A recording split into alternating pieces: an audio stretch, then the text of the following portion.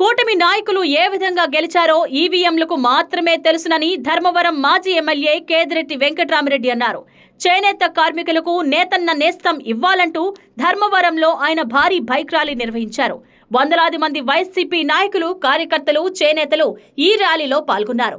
పట్టణంలోని శివాలయం నుంచి ఆర్డీఓ కార్యాలయం వరకు ఈ ప్రదర్శన సాగింది.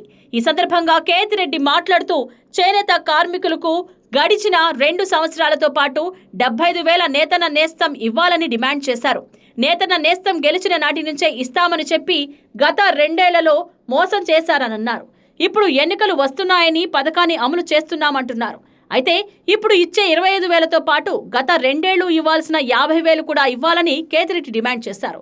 ఎన్నికలు వస్తున్నాయని సంక్షేమ పథకాలు ఇవ్వకూడదని, ప్రజలు బతుకు మార్చే విధంగా పథకాలు ఇవ్వాలన్నారు.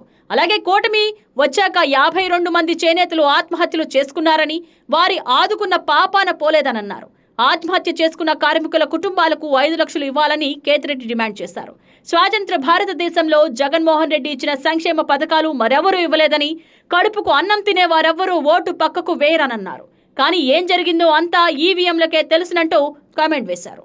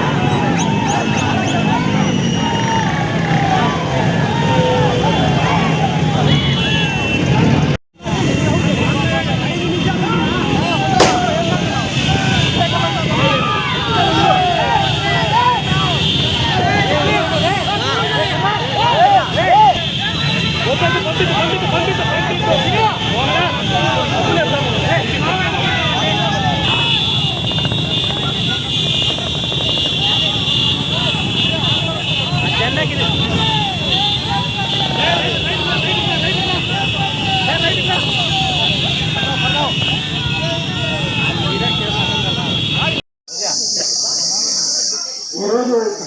పని ఏ విధంగా ఉందో, హాస్పిటల్స్ ఏ విధంగా ఉన్నాయో వీటన్నిటి గురించి ఆలోచించాల్సిన అవసరం ఉంది. ఖచ్చితంగా ఇది కేవలం చేనేత కార్మికుల కోసం చేస్తున్నది కాబట్టి అక్కడి వరకు మాట్లాడవేస్తున్నాను. ఖచ్చితంగా వైఎస్ఆర్ కాంగ్రెస్ పార్టీ రాబోయే కాలంలో ఖచ్చితంగా చేనేతలకు అండగా నిలుస్తుంది. వారి ప్రతి సమస్యను కూడా తీర్చే విధంగా ప్రభుత్వం మీద ఒత్తిడి వేస్తుంది.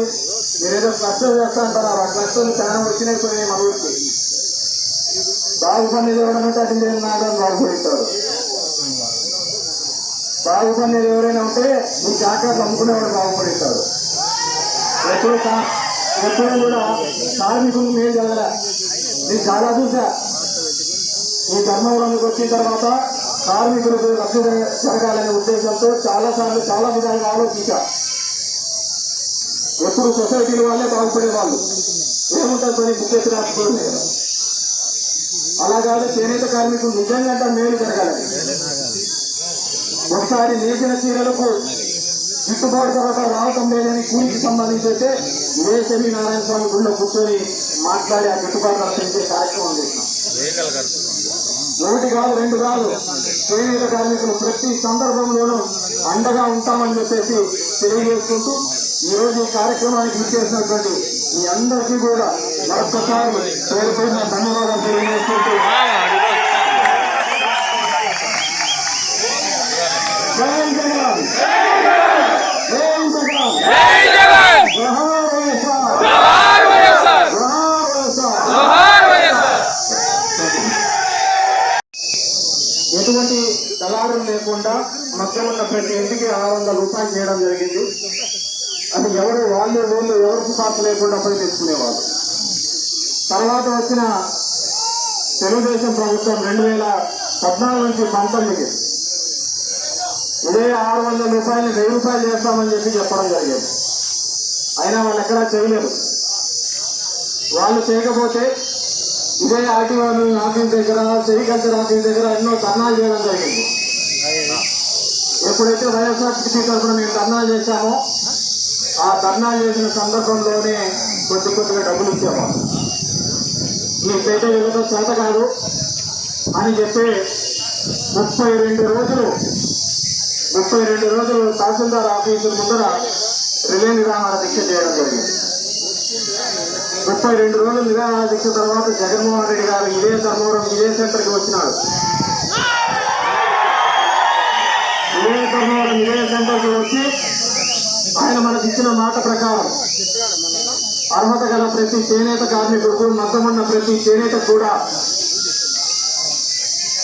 2000 రూపాయలు నెలగా చొప్పున సంవత్సరానికి 24,000 రూపాయలు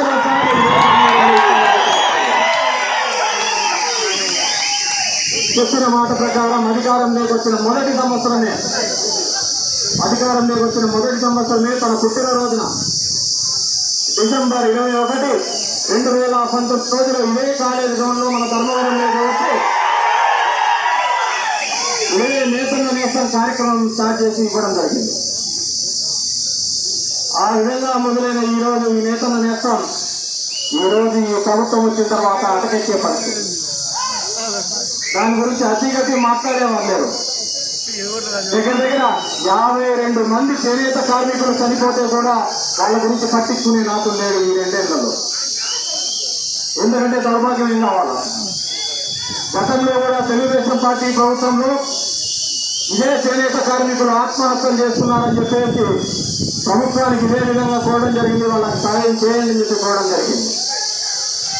సాయం చేయమని కోరితే ఆ ప్రభుత్వం స్పందించకపోతే వైఎస్ఆర్ కాంగ్రెస్ పార్టీ తరఫున ఆ రోజు ఈ ధర్మవరంలో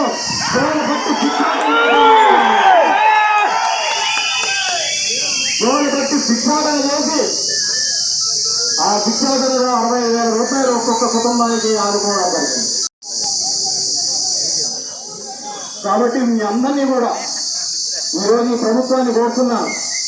చేతిరెడ్డి ధర్నా చేశాడనో లేకుంటే ఇంకోటి ధర్నా చేశారో కాదు మీరు చేయాల్సింది. నిజంగా వాళ్ళ జీవితాల్లో మెరుగుపరిచే విధంగా ఏమైనా చర్యలు తీసుకుంటున్నారా అని ఆలోచించారు. మీరు సూపర్ సిక్స్ లో చెప్పారు, నీ 10,000 కేవలం 50,000 నీకు 18,000 చెప్పారు. అది ఎక్కడ పోయిందో తెలియదు.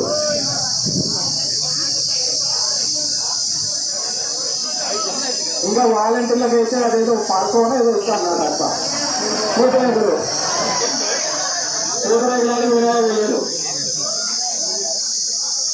సచివాలయ ఉద్యోగస్తులైతే వాగ్దానం వాడుకున్నట్టు వాడుకుంటున్నారు.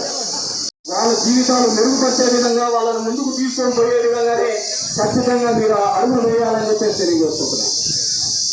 ఆ విధంగా చేయకపోతే ప్రతి క్షణము కూడా వైఎస్ఆర్ కాంగ్రెస్ పార్టీ మీరు ఇచ్చే 50,000 బకాయి 75,000 బకాయి ఇచ్చేంత వరకు కూడా పోరాడుతూనే ఉంటుందని చెప్పేసి సందర్భంగా అందరికీ కూడా తెలియదు. ఎందుకంటే మీ తెలుగు ఈవీఎంలో తెలుసు, ఎలా చేస్తారో ఈవీఎంలో తెలుసు. ఎందుకంటే స్వతంత్ర భారతంలో జగన్మోహన్ రెడ్డి మేలు చేసిన విధంగా పేద మధ్యతరగతి వాళ్ళు మేలు చేసిన విధంగా ఎవరు కూడా మేలు చేసిన దాఖలాలు. జగన్మోహన్ రెడ్డి మేలు చేసిన విధంగా, జగన్మోహన్ రెడ్డి సాయం చేసిన విధంగా వైఎస్ఆర్ కాంగ్రెస్ పార్టీ అంత సాయం చేసిన తర్వాత ఏ మంచి పక్కకు ఓటేడు, అన్నం తినేవాడు పక్కకు ఓటేడు. అది ఈవీఎంలు కాబట్టి పక్కకు ఓటేవాడు.